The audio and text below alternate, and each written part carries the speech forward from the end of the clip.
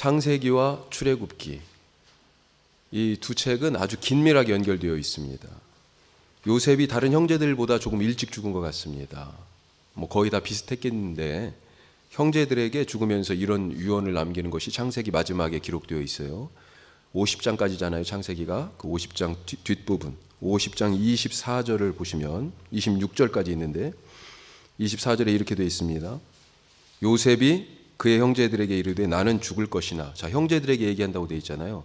나 이제 죽는데요, 그러는 거죠. 하나님이 당신들을 돌보시고 당신들을 이 땅에서 인도하여 내사 아브라함과 이삭과 야곱에게 맹세하신 땅에 이르게 하시리라 하고. 자, 자기가 지금 죽는데, 애굽의 총리로 있는 자기가 죽는데, 자기가 총리로 재직하고 있을 당시에 아버지와 형들이 식구들을 다 데리고 왔잖아요. 그리고 이제 자기가 죽어요. 총리 대신이 됐을 때 30살쯤 되었다, 그렇게 되어 있습니다. 그리고 7년간의 흉년, 그리고 7년간의 풍년, 풍년 다음에 흉년이죠. 그러니까 그 기간 동안에 풍년이 지나고 흉년 동안에 어려워지자 이 식구들이 아버지와 함께 내려오게 된 거잖아요. 자, 그러니까 대략 한 40살쯤 됐을 때 이 식구들이 내려왔고, 요셉이 죽을 때가 110세였어요. 그러니까 70년 정도를 애굽 땅에 산 거죠, 사실. 그런데 뭐라고 얘기합니까? 나는 죽지만 형제들에게 당신들은 이 땅을 떠날 거예요, 이렇게 지금 얘기하지 않습니까? 요셉이 죽으면서 사실은 그런 비전을 갖고 있었다는 것입니다. 그러면서 50장 25절에 보면 당신들이 떠날 때 부탁하죠. 뭘 하라고요? 나도 같이 가고 싶습니다. 내가 죽었지만 몸은 이 애굽 땅에 묻히지만 내 해골을 메고 가달라고 당부를 해요.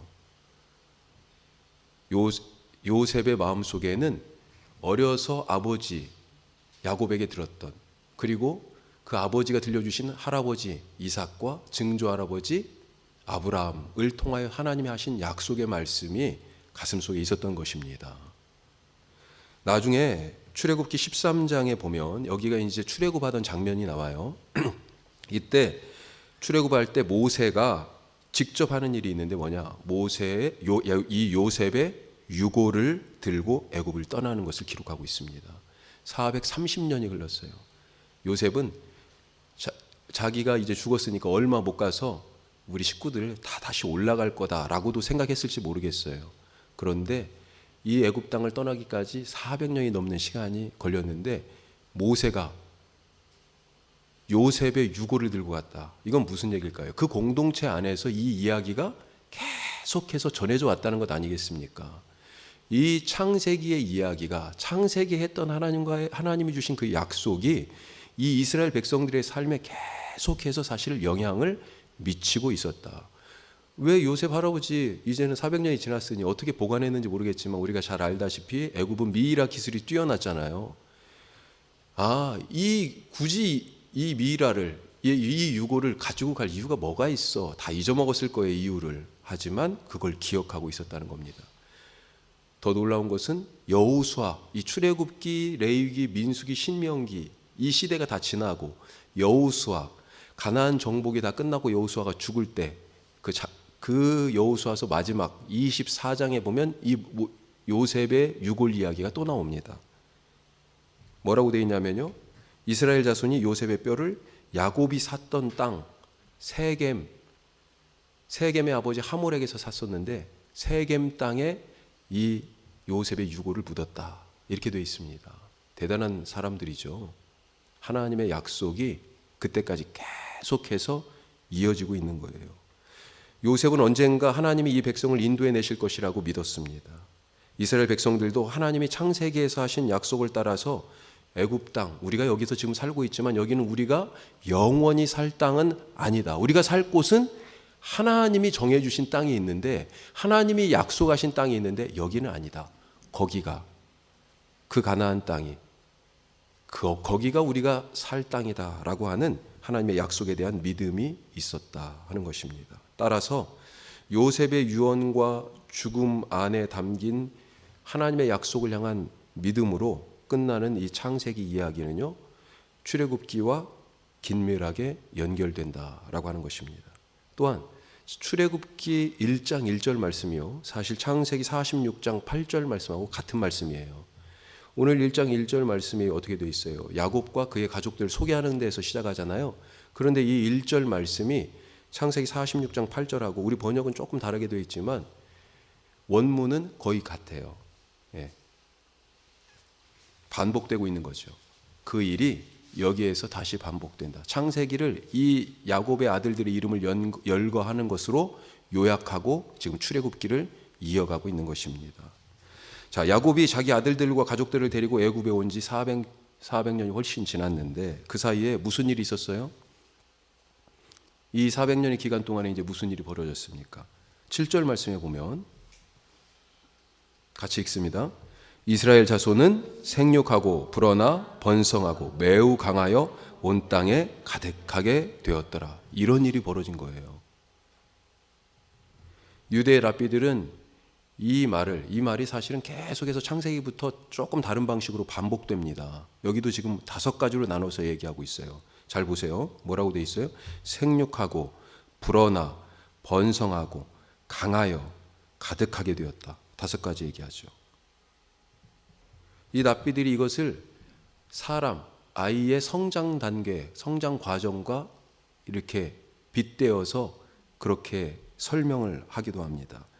생육하고 이건 아이를 잉태하고, 또 불어나 이것은요 애가 기어다니죠. 유아 시절을 얘기합니다. 태중에 있을 때, 그 다음에 이제 태어나서 유아 시절에.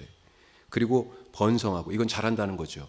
그래서 어린이 시절을 얘기하고, 또 강하여, 매우 강하여 이렇게 되어 있죠. 강하게 된다. 청년 시절을 지금 얘기한다. 그리고 땅에 가득했다. 장년 시절. 이렇게 사람의 발달 단계와 이 민족이 이렇게 점점 성장해 갔다. 부흥했다. 수적 부흥을 지금 얘기하고 있는 거죠. 자, 이 말씀은 하나님의 명령이었습니다. 사실 이 5가지로 나눌 수 있는 이것이 하나님의 명령이었어요. 하나님이 사람을 처음 지으셨을 때 하나님이 하신 명령이 있잖아요. 창세기 1장 28절에 우리 잘 알죠. 생육하고 번성하고 땅에 충만하고 땅을 정복하고 다스려라. 조금 표현은 다르지만 같은 맥락이에요. 예. 하나님이 명령하셨습니다. 사람들에게 그렇게 살라고. 그리고 이것은 창세기 1장에서 이 명령이 시작됐는데 거기서 딱 끝인 것이 아니고요. 창세기 안에 보면 몇 번이나 비슷한 방식으로 반복되고 있어요. 홍수 사건이 있었죠. 죄로 세상을 싹 쓸었습니다. 이제 방주에 탔던 그 8명만 가지고 새로운 세상이 시작된 거예요. 마치 이 사람들이 새로운 아담과 하와인 것처럼. 아마 하나님은 노아를 통해서 그런 걸 계획하셨는지도 모르겠습니다. 그런데 그래서 노아가 방주에서 나오자마자 이 창세기 1장이 아담과 하와에게 했던 그 말씀을 거의 똑같이 반복하세요. 비슷하게. 예. 그리고 나서 나중에 시간이 한참 지나고 나서 아브라함에게 또 이 말씀 하시잖아요. 예. 그리고 이 말씀이 야곱에게도 이어졌습니다. 그렇게 반복해서 이 말씀들이 나와요. 하지만 이 명령을 따라서 생육하고 번성하면서 그렇게 사는데 여러 어려움이 이 애굽 땅에서 있었습니다. 430년간이나 이 시간을 지나 애굽에 살면서 이스라엘은 이제 애굽 사람들에게 경계의 대상이 됐어요. 학대받았습니다. 멸시받는 그런 민족이 되었어요. 예전에는 존경하는, 귀하게 여기는 그런 부분이 있었잖아요. 그런데 이제는 멸시와 조롱, 학대의 대상이 됐어요. 대를 이을 아들이 태어나자마자 이 아들들은 죽을 운명에 던져졌습니다.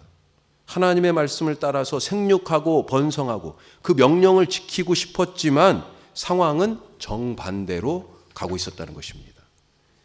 자, 시간이 지나서 오늘 말씀해 보니까 요셉을 알지 못하는 애굽 왕이 등장했다. 400년이 지났으니 그랬겠죠. 예. 이 애굽 왕 바로, 이 바로는 이름이 아닙니다. 직책이에요. 예. 우리는 대통령 이름이 있잖아요. 대통령은 직책인 것처럼 바로는 애굽의 왕을 뜻하는 거예요. 예. 자, 이 파라오, 그래서 파라오라고 부르죠. 예. 우리는 성경 번역 옛날부터 바로라고 돼 있어가지고 파라오입니다. 이 파라오는 이스라엘 백성들을 통치의 걸림돌로 여기고 경계하고 있어요. 오늘 말씀에서 나타나죠. 이들을 그래서 통제할 방법을 찾았는데 힘으로 우선 눌러야 되겠다. 그래서 가혹하게 학대하고 고된 노동의 짐을 지우는 것으로 정책을 펴니다. 자, 그래서 11절 말씀을 보면 이 무거운 강제 노동의 짐을 지워서 무슨 일을 하게 합니까? 도시를 건설하는 데 투입해요. 국고성이라고 돼 있죠. 아마 요셉 시대부터 혹시 그랬던 건 아닌지, 뭐 그 전에도 그런 일이 있었는지 모르겠지만 국고성, 스토어 시티 이렇게 돼 있습니다. 그러니까 뭔가를 저장하는 그런 비축해 놓는 그런 목적으로 건설한 도시예요. 물론 그렇지만 사람들도 많이 있겠죠. 거기에 뭐 지키고 일할 사람들이 그래도 있어야 되지 않겠습니까? 비돔과 라암셋이라는 이 국고성을 짓기 위해서 이스라엘 백성들은 흙을 이기고 벽돌을 굽고 또 동시에 먹고 살아야 되니까 농사도 짓고 그런 일들에 여러 가지 일들에 투입되었다. 그렇게 오늘 말씀이 기록하고 있어요. 이곳에 가서 그런 일을 하고 싶었을까요? 원하지 않는 곳에 보내진 것입니다. 그 일 하고 싶었겠어요? 원하지 않는 일을 하도록 강요받고 있어요. 우리가 그거 얼마나 힘든 일이에요. 답답하잖아요. 내가 하고 싶지 않은데 그 일 자꾸 하라고 그래요. 아니 난 그거 안 해. 하고 싶지 않은데. 마음이 안 내키잖아요. 그런데 거부할 수 있습니까? 우리 예전에 일제시대 때 강제징용 가고 뭐 정말로 별 수치스러운 일들로 다 끌려가고 그랬는데 일하러 갔지요. 군대에 갔지요. 놀이개로 불려갔지요. 그런데 누가 하고 싶어요? 가고 싶지 않은데 끌려가는 거죠. 지금 이스라엘 백성들이 그와 같은 모습 아니겠습니까? 내가 살 집이 아닌데 그 집을 지금 땀 흘려 짓고 있어요. 우리가 가보신 분이 있습니까? 이집트에? 우리가 한 분도 안 가봤네요. 그런데 알잖아요. 그 그림만 봐도 알고 우리가 요즘은 텔레비전에서 아주 자세하게 설명하니까 그 큰 돌을 어디에서 옮겨왔겠어요? 그 큰 건물 뭔가를 저장하기 위하여 창고들 같은 것을 수없이 지었어야 될 텐데 그 피라밋과 스핑크스 그 건축물들 얼마나 많은 사람들이 죽었겠습니까? 나를 위한 일 아니고 내가 오고 싶은 곳 아니고 내가 하고 싶은 일 아닌데도 불구하고 그거 하다가 내 목숨 잃고 병신되고 그러는데도 불구하고 그 일을 해야 될 수밖에 없는 처지. 일이 즐거운 노동이 아니라 고통스러운 저주가 된 것입니다. 원래 일은 뭐예요? 하나님이 일하셨잖아요. 일 안에는 창조의 DNA가 들어가 있습니다. 새로운 것이 만들어지지 않습니까? 그러니 일을 하니까 어때요? 기쁩니다. 기뻐요. 에너지가 넘치게 되는 거고요. 이게 하나님께서 일하신 방법이죠. 하나님이 세상 하나를 별 하나를 딱 만드시고 어땠어요? 이야, 너무 좋아하셨잖아요. 우리가 일을 하면 하나님의 그 기쁨이 사실 있어야 되거든요. 그런데 지금 이 사람들, 이 이스라엘 백성들이 일하고 싶습니까? 일하고 싶지 않죠. 일이 저주입니다. 뼈골 빠지는 일이죠. 하지만 이렇게 가혹하게 학대받는 이런 악조건 속에서도 이스라엘은 계속 번성합니다. 번성. 자, 12절 말씀 보시죠. 같이 읽습니다. 12절. 그러나 학대를 받을수록 더욱 번성하여 퍼져나가니 애굽 사람이 이스라엘 자손으로 말미암아 근심하여. 바로가 이런 가혹한 학대와 저주와 같은 노동을 부과한 이유 뭐라고 그랬습니까? 이스라엘 백성들이 번성하는 것을 막으려는 목적입니다. 그런데도 왜 이스라엘 백성들이 이 학대 속에서도 번성합니까? 이스라엘이 생육하고 번성하는 것은 하나님의 명령이라고 아까 말씀드렸잖아요. 하나님의 명령이기도 하지만 더 근본적으로는 하나님의 약속이기 때문에 그렇습니다. 하나님이 약속하신 일이에요. 자기 백성을 번성하기 위하여 하나님께서 당신의 일을 하고 계신 것입니다. 그래서 번성하게 된 거예요. 아브라함 한 사람에게서 출발한 이 민족을 하나님은 하늘의 별과 같이 바닷가의 모래처럼 심지어는 땅에 이 보이지 않는 우리 햇빛만 살짝 들어오면 먼지가 얼마나 많은지 보이잖아요. 이 셀 수 없는 티끌처럼 그렇게 많도록 해주시겠다 하신 약속을 하나님이 이루신 것입니다. 하나님은 우리에게 의무만 지우시는 분 아니에요. 명령해서 그거 해 의무의 짐만 지우시는 분이 아니고요. 약속하신 것을 이 약속은 너에게도 약속이지만 나에게도 약속이다 라고 여기시면서 그 약속하신 것을 지키시기 위해 충성하시는 우리가 그런 하나님을 신실하시다 이렇게 얘기하죠. 사실 우리가 충성, 신실 이렇게 우리말로는 표현하지만 영어 표현으로는 똑같아요. faithful 이렇게 되어 있습니다. 충성이 full, 가득한 거예요. 신실하신 하나님을 그렇게 표현하고 있어요. 우리를 향하여 하나님이 충성하신 분이에요. 사실 신실하신 하나님입니다. 어느 정도로 당신의 약속에 충성하시는 분이에요? 어느 정도 우리에게 믿음직하게 그렇게 신실하신 분입니까? 우리를 구원하시겠다는 약속을 이루기 위해서 자기 아들을 내어주신 분, 바로 하나님 아버지잖아요. 스스로를 내려놓는 분이에요. 자, 이스라엘을 보면서 지금 바로 왕이 다 이스라엘 그 민족들을 딱 보니까 걱정스러워요. 너무 염려가 두 가지가 있습니다. 오늘 말씀해 보니까 한숨이 푹푹 나옵니다. 야, 이거 이래서는 안 되는데 하는 생각이 드는 거죠. 자, 9절 말씀 한번 보죠. 이렇게 학대해도 지금 늘어나고 있잖아요. 자, 9절 걱정하고 있습니다. 자, 같이 읽어요. 그가 그 백성에게 이르되 이 백성 이스라엘 자손이 우리보다 많고 강하도다. 이거예요. 지금 이 백성이 우리보다 강하다고 지금 느끼는 거죠. 아니, 권력은 내가 갖고 있고, 그런데 이스라엘 백성들을 보니까 저 강한 민족이에요. 두려워합니다. 자기보다 더 강한 자가 있다. 지금 바로가, 아니 누구예요 이 사람이? 예? 자기가 신의 현현이라고 얘기하고 태양신 라의 아들이라고 얘기하고, 예? 지금 온 세계의 지배자라고 얘기하는 이 이집트의 파라오가요 두려워하고 있어요. 이스라엘 백성을. 왜 이스라엘이 강하다고 느끼며 두려워합니까? 바로 그 앞에 써 있어요. 강하다. 그 이유를 9절 끝에 뭐라고 되어 있습니까? 우리보다 많고 강하다. 많기 때문에 지금 강하다라고 얘기하는 거예요. 수가 너무 많아. 하나님이 하신 일이잖아요. 번성하게 하셨어요. 자, 또 한 가지 염려가 나옵니다. 10절에 나와 있어요. 전쟁 날 때 적과 연합해서 자기들과 싸우다가 이 땅에서 나갈 것 같다. 이런 생각을 지금 하고 있습니다. 애굽의 문제는 이주민들이 애굽 땅을 차지하고 사는 것이 아니라, 이 사람들 지금 이주해 왔잖아요. 원래 400년 전에 이주민들이 이 이스라엘뿐만 아니라 지금 다른 이주민들도 있을 거예요. 그런데 이 이주민들이 자기 땅에 머물러 살아가는 것, 이것이 이 애굽 사람들의 염려하는 것이 아니고 그 사람들이 이 땅에서 나가는 것을 지금 염려한다고 되어 있어요. 자, 10절 보세요. 다시 뒤쪽 부분에 우리 대적과 합하여 우리와 싸우고 이 땅에서 나갈까 하고, 이게 지금 염려인 거예요. 애굽의 대적들과 결탁해서 애굽 땅을 떠나는 것, 이것이 지금 염려스럽다는 것입니다. 우리가 이걸 초점을 잘 맞춰야 됩니다.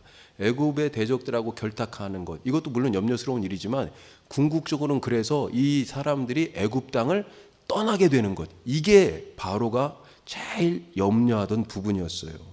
자, 가만히 보면요, 요셉이 자기 아버지 야곱이 죽었을 때 창세기 끝에 이 야곱을 장사 지내려고 가나안 땅에 올라갔다 온 일이 있어요. 그런데 이때 바로의 허락을 받고 갑니다.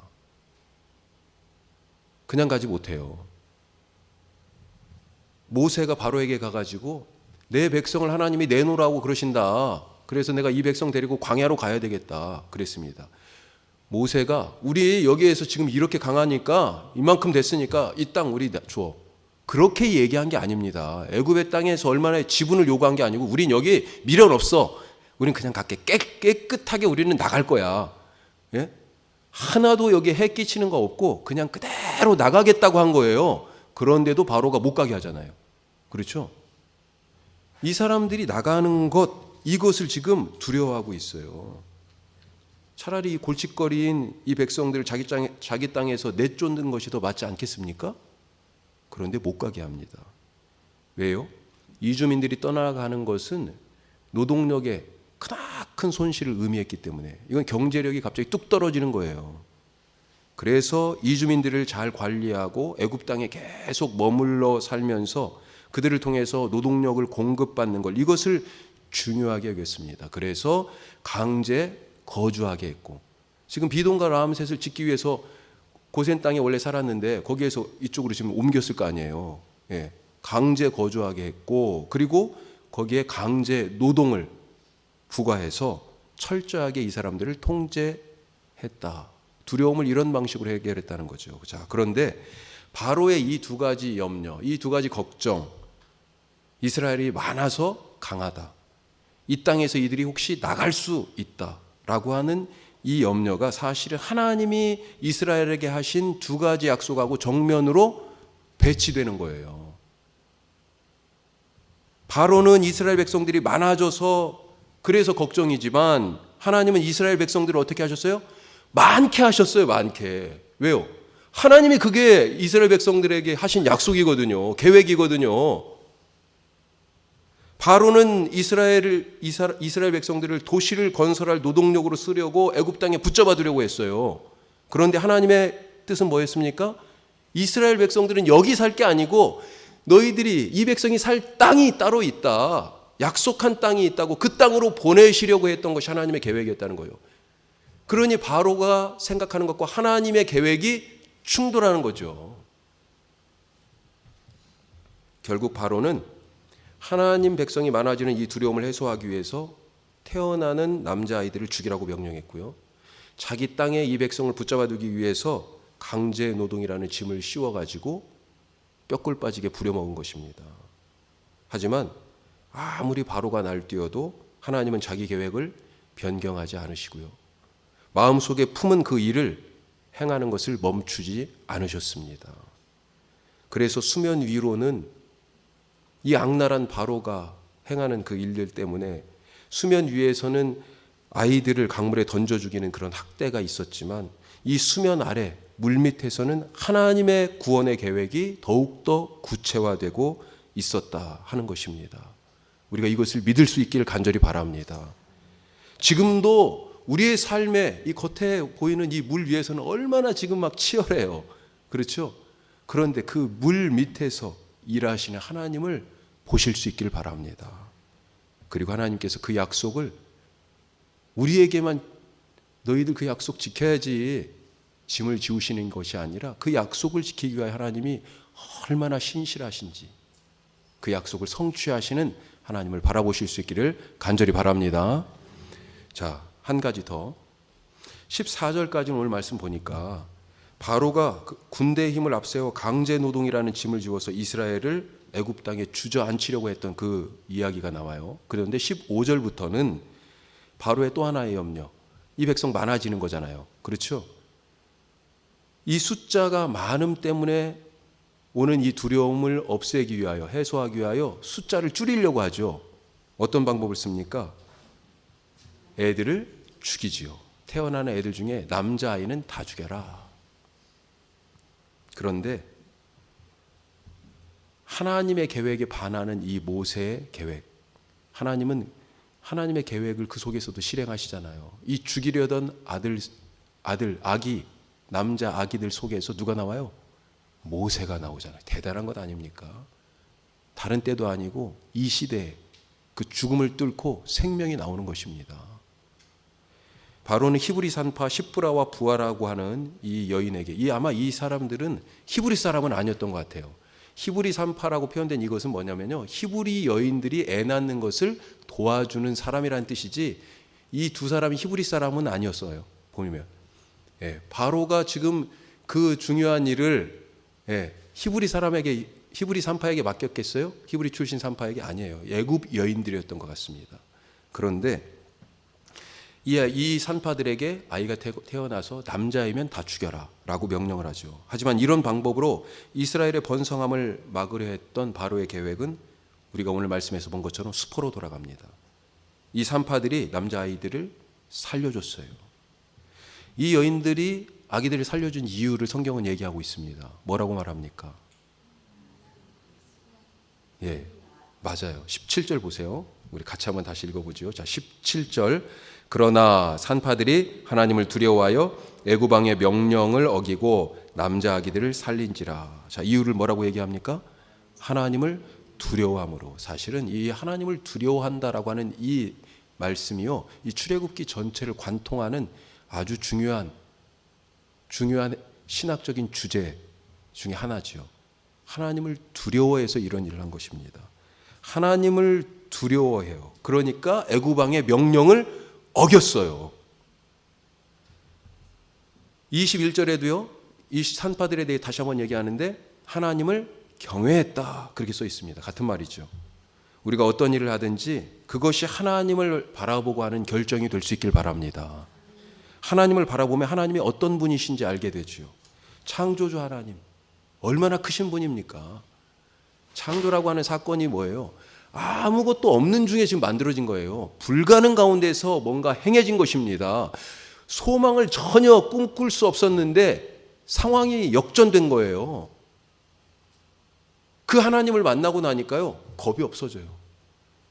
하나님이 두려워요. 못할 일이 없으시니까. 그 말씀, 그 입에서 나오는 한마디가 어떤 능력인지 알게 되는 것이죠. 또 구원자 하나님은 어떤 분이십니까? 나중에 이 이야기 이 출애굽기에 정말 드라마틱한 주제가 뭐예요? 바로 하나님의 구원하심이잖아요. 창세기는 말 그대로 창조하신 하나님이고요. 구원하신 하나님이 어떻게 하십니까? 바다를 가르지 않습니까? 모세가 갈랐어요? 아니잖아요. 하나님이 하셨습니다. 하나님이 애굽 왕 바로를 이기셨어요. 자, 하나님을 두려워하니까 사람을 두려워할 이유가 없어집니다. 이 산파들이 자기들의 생사 여탈권을 쥐고 있는 애굽 왕의 명령을 거스르고 아기들을 살려준 이유는 바로 하나님을 바라보고 하나님이 누구신지 알고 하나님을 두려워했기 때문입니다. 우리가 살면서 정말 이런 믿음, 이런 정신이 필요하지 않겠습니까? 구차하게 사는 사람들이 많아요. 왜 구차하게 살아갑니까? 이것 보고도 막 벌벌 떨고요. 저 사람 보고도 어떻게 나는 힘도 없고 약한데.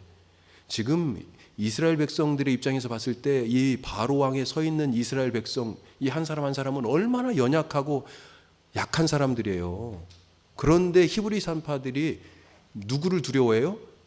이 이스라엘 배후에 있는 하나님을 두려워하고요. 지금 모든 권력을 잡고 다 휘두르고 있는, 실제적으로는 바로의 입에서 나오는 한마디면 저 사람이 죽었다 살아났다 할 수 있는데 눈에 안 보이는 하나님을 두려워하고 있다는 것 아니겠습니까? 그러니 인생이 구차해지지가 않습니다. 바로의 명령을 들었을 때 이 산파들 마음속에 어떤 생각이 들었을까요? 야, 이건 내가 어떻게, 내 힘으로는 어떻게 할 수 없는 일이다. 어떻게 우리가 바로의 명령을 거역할 수 있겠어? 이러다가 이 산파라고 하는 우리 직장을 잃어버리는 거 아니야? 앞으로 어떻게 우리 식구들을 먹여 살릴 수 있을까? 예? 이러다 만약에 이 명령을 거역하면 죽을 수도 있어. 뭐 여러 가지 그런 생각, 복잡한 마음들이 들지 않았겠습니까? 역사가들은 이때 출애굽 당시에 이 애굽 왕조를 19대 왕조다 그렇게 얘기하고요. 람세스 2세나 메르넵타가 지금 말하는 바로일 것이다. 주로 람세스 2세를 많이 얘기하죠. 자, 그런데 이 대목을 가만히 보면 오늘 말씀에 성경은 그렇게 권세 충만한 애굽 왕은요, 그냥 직책으로만 얘기합니다. 바로라고. 이름이 안 나와요. 그런데 이 연약한 두 여인, 이 산파는 이름이 나와요. 시브라, 부하. 시브라와 부하라고 이름이 정확하게 나오고 있어요. 이스라엘 사람들이 지금 그 이름을 후대에도 기록하고 있었다는 것 아니겠습니까? 세상에서 아무리 유명하고 권세 있는 이름도 하나님 앞에서 기억되지 않는 이름이라면 소용이 없습니다. 하나님이 기억하시는 이름으로 사실 수 있기를 간절히 바랍니다. 누가 그렇게 살아요? 하나님을 두려워하고 경외하고 하나님을 아는 사람. 하나님을 두려워한 이 여인들은 복을 받아서 집안이 흥왕하였다. 그렇게 성경이 증언합니다. 자, 그런데 이스라엘이 이 백성들이 더 많아질까 봐 두려워서 아기를 죽이려고 했던 바로는 어떻게 됐어요? 그 두려움이 해결됐습니까? 그 두려움이 더 커졌어요. 더. 왜요? 20절 보세요. 20절 같이 읽습니다. 자, 20절. 하나님이 그 산파들에게 은혜를 베푸시니 그 백성은 번성하고 매우 강해지니라. 아멘. 이 번성하기를 멈추지 않아요. 더 강해졌습니다. 그러니 어때요? 그것 때문에 두려웠는데, 그것 때문에 밤잠 못 잤는데, 아이고 저 사람들이 저렇게 우리보다 더 강한 거 아니야? 아니, 노예들을 보고 지금 그런 두려움을 품고 있어요. 그런데 그 두려움이 더 커지고 있어요.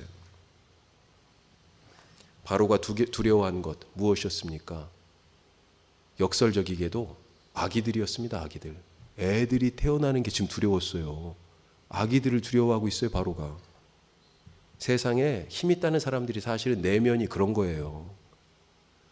우리 하나님의 자녀, 아기 같은 하나님의 자녀들, 예수님의 그 믿음의 장성한 분량에 이르지도 않았는데, 그런데 이제 막 예수 믿기 시작한 그런 사람들을 보고도요, 세상에 그 강하다는 사람들이 사실은 두려워하는 거예요.